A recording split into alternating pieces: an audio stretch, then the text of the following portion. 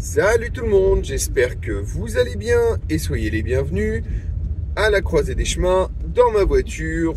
Comme d'habitude, j'aime bien pendant que je vais pour faire mes emplettes de bricolage, faire une petite vidéo. Et là aujourd'hui, je voulais vous parler de, un peu de ma life, mais on va dire que des événements récents me font m'endurcir. Et c'est pas pour rien que je vous en parlais, parce que je pense que c'est un des conseils, une des expériences, un des retours d'expérience, tout du moins, que je peux vous donner, eu égard à ma quête d'autonomie et en préparation d'un potentiel effondrement de notre société. J'ai là je termine 2 semaines de merde. J'espère que ça va aller mieux. Je suis carbonisé. Depuis 2 semaines, j'ai fait 1 million de trucs là. Depuis que je suis rentré de vacances, je n'arrête pas de bosser du matin au soir. Et donc depuis 2 semaines, je cumule également les petites emmerdes. Rien de très grave, mais j'en cumule un paquet. Enfin, rien de très grave. Il y en a certaines. Bon, ça peut être des petites blessures. Moi, je me suis pété le nez là. Voilà, en bricolant, des choses et d'autres. Mais ça, c'est les petites emmerdes. Après, donc j'ai un nouveau logement qui est arrivé. Je déballe, je monte gentiment la terrasse, les murs, enfin la terrasse, la structure, les murs, etc. Et au moment de monter le toit, un des éléments ultra importants, le tonneau qui tient toute la charpente ainsi que le support qui permet de le mettre à la bonne hauteur et de le tenir n'est pas là. Donc déjà rien que ça, ça fait chier parce que en fait la yourte, les murs sont montés, on peut pas monter l'intérieur et il arrive de temps en temps en Normandie, même si c'est très rare, venez en vacances en Normandie, mais il arrive qu'il pleut. Tout simplement. Et ce qui se passe quand il pleut, c'est que le logement s'abîme de l'intérieur. Donc on a protégé, on a bâché, on a fait ce qu'on pouvait.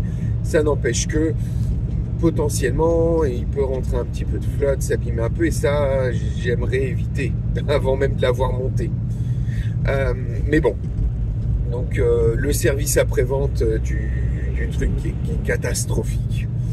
De toute façon, c'est la dernière fois que j'achète un logement. Je voulais avoir un nombre de logements bien précis, avec une disposition bien précise. Donc là, ça va être le cas. Après celui-ci, je finis tous mes autres chantiers. J'ai plein d'autres chantiers en cours. Mais j'ai perdu une journée. J'ai fait venir 2 amis. Et à cause de ça, on a essayé de faire comme on pouvait, mais on n'a pas pu. Donc, on a perdu une journée de taf pour rien. Et ça fait chier parce que, voilà, une journée de taf... c'est pas rien, surtout à 3, ça fait 3 journées de taf. Je mobilise du monde, alors forcément ils vont pas m'en vouloir. C'est des gens de mon entourage proche qui sont adorables et franchement je me tracasse absolument pas. Demain si j'ai besoin au pied levé, ils disent y a pas de problème, je les connais, c'est des gens bien. Et ça m'embête d'ailleurs, moi c'est plus moi que ça embête qu'eux de devoir remobiliser du monde. Après, je n'ai toujours pas pu allumer ma cuisinière pour cette année. Je commence à me préparer pour poser mon carrelage. C'était il y a un peu moins de 2 semaines. C'est pas le bon carrelage. J'ouvre les paquets. Je mets un carreau parce que les carreaux, c'est bien la même forme que j'ai reçu. Mais moi, j'ai pas commandé une seule couleur. C'est un panaché de couleurs. En forme de... c'est un carrelage en forme de... en forme de... C'est le matin, c'est dur. En forme de tomate, voilà. Donc un carrelage hexagonal. J'ouvre, puis là je regarde. Le deuxième, même couleur. C'est censé être mixé, en fait, dans le truc. Donc on peut en avoir 2 de suite qui sont pareils. 3, 4, 5, bon. Il y a un problème avec le paquet, c'est tous les mêmes.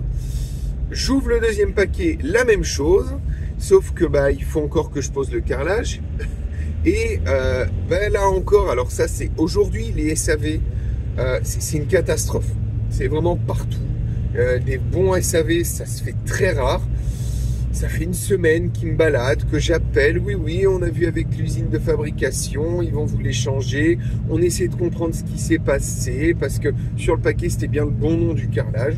On essaie de comprendre ce qui s'est passé. Ça nous est jamais arrivé. Ça, je l'entends à chaque fois.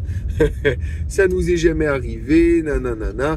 Bref, je me retrouve donc comme un con avec un carrelage qui est pas le bon. Un délai pour le carrelage, I don't know. C'est... comment dire, la dernière fois on était sur 1 mois d'attente.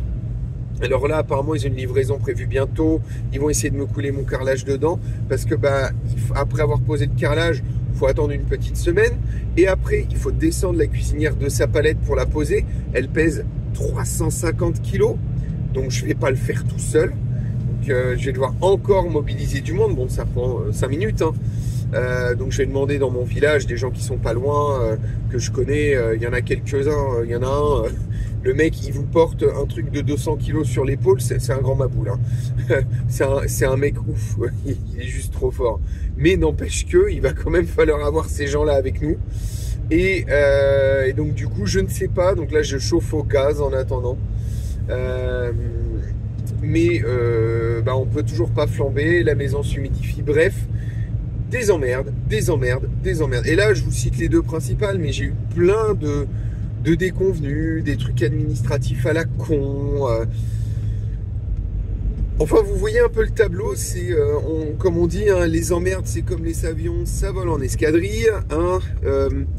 L'autre soir, je rentre, il fallait que je rentre, j'avais des trucs à faire.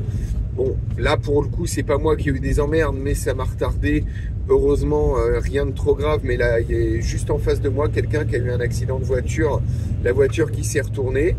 Oui, jamais téléphone au volant, plus le petit coup là, dans le nez, qui va bien, parce qu'on sort de chez le copain, donc répondre aux SMS de sa copine, et rouler un petit peu vite, c'est le poteau. Merci les airbags. Donc du coup, le temps qu'on s'arrête, tout ça, il était tard et tout, pour porter assistance. Enfin bref, quand je vous dis, depuis 2 semaines, je suis abonné à toutes ces situations merdiques, d'appareils qui tombent en panne, ou alors t'achètes un truc, il manque un câble. Enfin, t'as des gens qui te font des conneries dans le camping, et donc du coup, il faut réparer. Enfin, depuis 2 semaines, ça n'arrête pas. Et du coup, pour terminer, pour quand même en arriver à la conclusion, hein, à Brèche frère, hein, ce que je voulais dire en gros, c'est la vie telle que je l'amène, avec énormément de choses, énormément de chantiers, énormément de choses à faire. La vie telle que je l'amène en tant qu'entrepreneur, le fait d'être beaucoup sollicité et d'avoir ce genre d'emmerde, des fois ça peut vraiment miner le moral. L'autre soir, en plus, des nuits de merde du coup, parce que le cerveau arrête pas de tourner. Et du coup, je me suis retrouvé, mais vraiment, quand je vous dis fatigué, c'est j'ai eu un gros coup de mou, j'étais fatigué, j'en avais ras-le-bol. Et le lendemain, voilà, je passe une bonne soirée. Le lendemain, tac, c'est reparti. On est bien, on y va. Tant pis, c'est pas grave. Les emmerdes, ça arrive. Et en fait, ma vie d'entrepreneur, ma vie d'autonomiste, c'est une succession on est obligé de gérer des problèmes, gérer des difficultés, gérer la fatigue, gérer tout ça. Et je pense que c'est un des meilleurs exercices pour se préparer à des situations difficiles et d'effondrement. Je vois déjà les gens qui me disent « Oui, mais David, tu ne peux pas dire ça. L'effondrement, ce sera vraiment dur, vraiment très difficile. » Oui, je suis d'accord. Et j'espère que ça n'arrivera pas. Et j'espère que oui et bisounours vont arriver et vont faire en sorte que tout le monde y s'aime et que tout le monde soit bien. Moi, je pense que ça va arriver. Je sais que c'est des difficultés qui n'ont rien à voir avec ce qu'on gère aujourd'hui, mais on vit tellement dans une société aujourd'hui où les gens n'ont plus à gérer les frustrations, n'apprennent plus à gérer la frustration. Eh ben moi, aujourd'hui, effectivement, c'est des difficultés qui peuvent vous paraître minimes, qui moi, enfin voilà, ma yourte, c'est quand même une yourte en bois, c'est quand même un gros billet, c'est du matériel de qualité.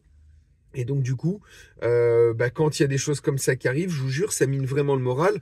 C'est pas des déconvenus qui sont identiques à un effondrement, mais c'est des déconvenus qui tout comme des gens qui subissent des inondations, des choses comme ça. Oui, l'effondrement, ce sera pire, oui, mais quand on apprend à gérer la frustration, qu'on apprend à gérer les difficultés au quotidien, c'est beaucoup plus facile après de gérer des grosses difficultés. Comme pour hier, sur la vidéo que je vous invite à aller voir, où je parle de la faux, du fait de s'entraîner à faire les choses à la main. Ça veut pas dire que c'est la même difficulté que si on devait faire tout à la main, mais s'y préparer un minimum et travailler même si on le souhaite pas, mais apprendre à subir des difficultés. Moi, dans l'entrepreneuriat, c'est exactement à ça. Un entrepreneur, c'est toujours de la gestion de crise, de la gestion de difficultés. Ça m'est arrivé très, très, très souvent depuis maintenant plus de 3 ans que j'ai ouvert mon établissement. Si on sait déjà gérer la difficulté là, eh ben, on part avec un petit peu d'avance sur la ligne de départ pour gérer les difficultés en cas d'effondrement, parce qu'on a l'habitude de gérer le stress, on a l'habitude de gérer la fatigue, on a l'habitude de gérer la frustration, et quand on a l'habitude de gérer les urgences, eh bien demain, s'il y a plus d'urgences, plus de difficultés, plus de stress, ben on sera mieux préparé que des personnes qui n'ont pas géré de stress au quotidien, peut-être qui ne foutent rien de leur vie, ou des gens qui sont dans un travail où il y a, c'est juste facile, voilà, il y a juste à faire le boulot, il y a des difficultés, on en réfère au patron, le patron règle les difficultés, lui, il apprendra à gérer le stress à votre place, enfin je dis votre, à la place de la personne. Et voilà, il faut apprendre à gérer le stress. Il faut des fois entreprendre et faire des choses qui vont vous mettre dans des petites difficultés, des grosses difficultés parfois, mais ça va vous permettre d'apprendre une meilleure gestion du stress. Et si demain les difficultés s'accroissent, les difficultés financières, j'en ai eu plein, mais des tonnes de difficultés financières. Depuis des années, j'ai appris à faire avec et maintenant j'arrive à mieux gérer le stress quand ça arrive et j'arrive à mieux gérer les difficultés quand elles se présentent. Et c'est un très bon exercice pour l'avenir, pour l'effondrement. Prenez-en de la graine. C'est pas que je vous souhaite d'avoir des difficultés, mais mettez-vous dans des situations, entreprenez, faites plein de choses, préparez-vous. Ça va vous apprendre à gérer le stress au quotidien et ça vous aidera pour un éventuel effondrement, ou tout du moins pour l'effondrement que nous sommes en train de vivre et donc les difficultés croissantes qui vont venir dans notre société. Portez-vous bien et à très bientôt à la croisée des chemins.